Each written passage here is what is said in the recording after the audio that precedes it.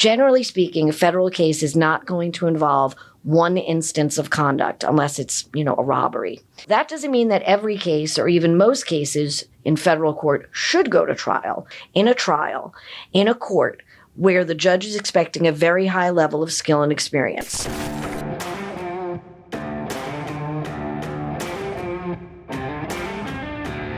Hi, I'm Lana Manita with the Rossen Law Firm, talking to you today about federal criminal trials.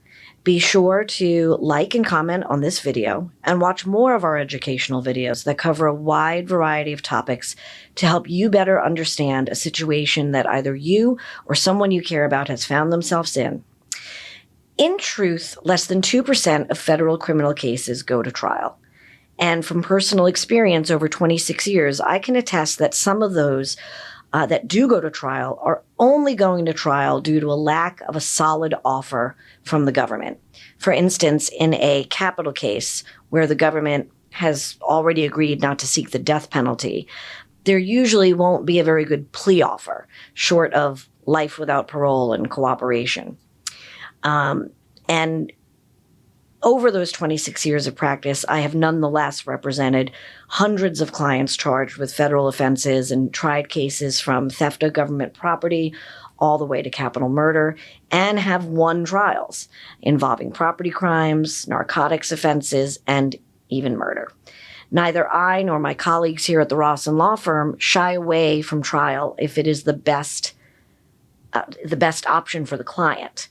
A federal court practitioner must be ready, willing, and able to take your case to trial, or else they're not going to be able to reach the best resolution.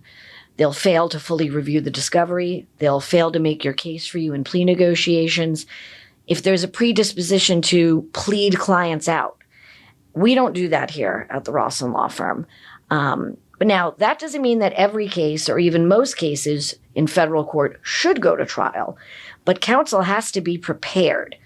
What the 1.9% statistic really reflects is the vast difference between pre-charge investigation in a federal case versus a state case. Generally speaking, a federal case is not going to involve one instance of conduct unless it's, a robbery.